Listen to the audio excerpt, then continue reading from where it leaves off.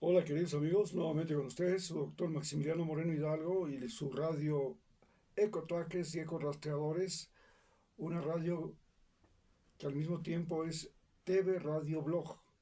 y que ustedes pueden también visitarla a través de Ecotrackers Network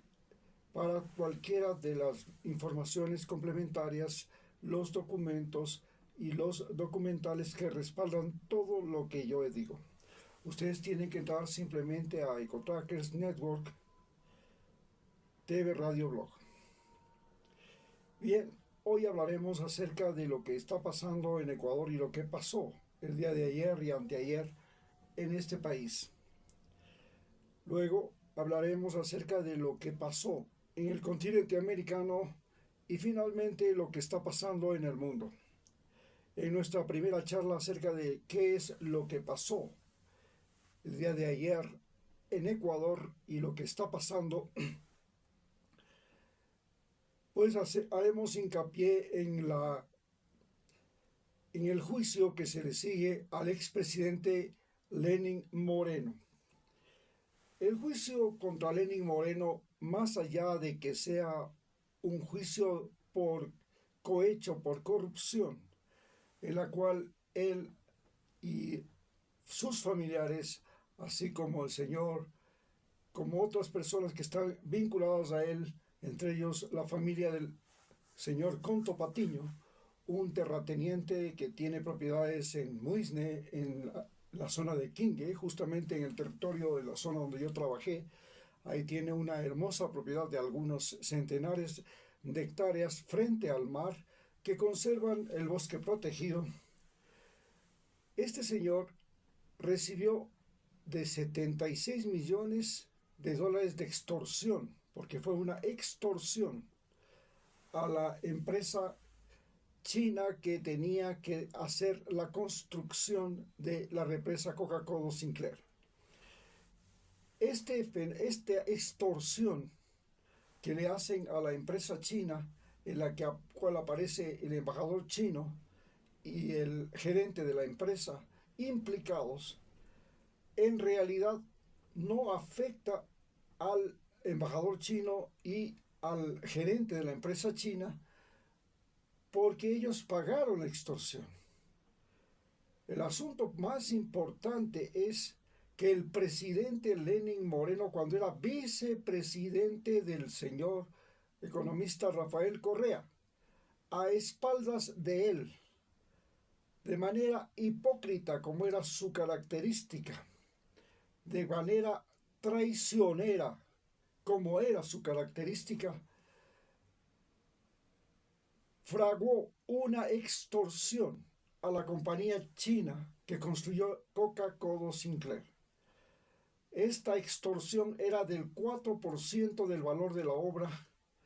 que significaba 74 millones de dólares, porque la obra llegó a valer más de 2.000 millones de dólares.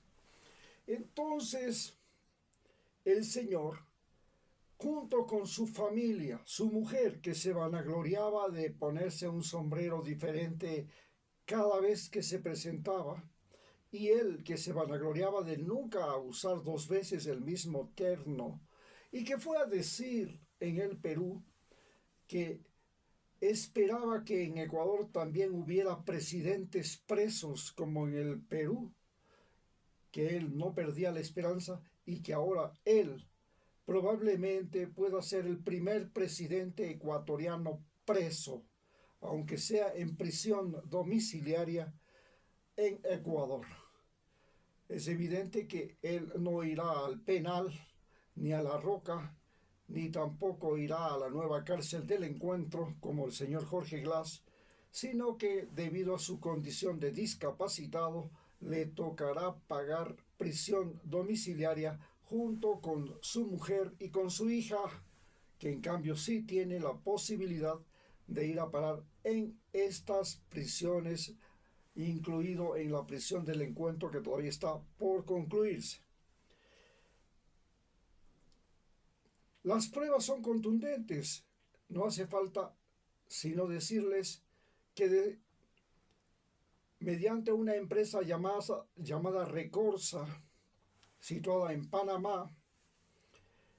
él lavaba el dinero de la extorsión y utilizando esta empresa comenzó a comprar bienes inmuebles, bienes muebles en diferentes países, incluido en España, incluido en Ecuador y en otros países, y de esa forma se lavaba el dinero. La suma que se le adjudica al señor es más o menos unos 7 millones de dólares que se roba él y un poco más, perdón, entre él y su familia llegan más o menos a una cifra que llega a superar los 20 millones de dólares entre todos el combo familiar, incluido su hermano, sus hermanos, sus primos, su mujer, su hija, él mismo. En tanto que el señor Conto Patiño es el que se lleva el grueso del dinero. El señor Conto Patiño estuvo vinculado a una de las juntas militares que gobernaron en los años 60 y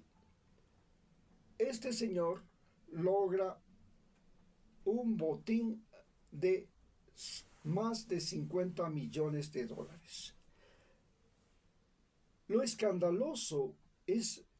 cómo en Ecuador los robos, las cifras por la corrupción, por el narcotráfico, son cifras que no se pueden escuchar ni en las películas norteamericanas. Cuando hablamos de que un cargamento de bananas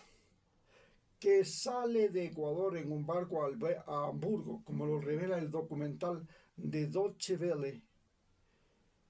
la radio y televisión alemana, este cargamento de bananas que ustedes lo pueden ver sale de Ecuador y llega a Hamburgo y nada más estamos hablando de 12 millones de dólares. 12 millones de dólares que salen de Ecuador y que regresan a Ecuador en apenas 20 días. El negocio es tan bueno que es la razón fundamental para que en Ecuador hoy se viva una ola de violencia como la que se vivió cuando en Estados Unidos se descubrió el oro en California. Entonces los cowboys y los mineros se batían a duelos en las calles. Habían bandas de bandidos como Jesse James y otros que asolaban el país. Hoy Ecuador tiene en la costa ecuatoriana una cantidad tan grande de dinero que circula porque nos hemos convertido en el primer puerto exportador de cocaína a Europa, toda la costa ecuatoriana y a Estados Unidos, pero básicamente a Europa. Pero además somos ahora nuevamente grandes exportadores de cacao, somos primeros exportadores mundiales nuevamente de camarón, somos exportadores de bananas. Todo eso se produce en la costa y entonces en la costa hay ahora mucho billete. Y este problema es tan serio que son precisamente la costa y los costeños, especialmente banqueros, exportadores y probablemente dentro de poco todos los políticos costeños que tienen financiamiento del narcotráfico, los que se han convertido en poder político del Ecuador. Entonces nos damos cuenta que el problema de corrupción y el problema del narcotráfico, porque recordemos que precisamente el presidente Lenín Moreno fue el que, mientras robaba en su gobierno y antes de ser gobernante, antes de ser presidente, ya declaró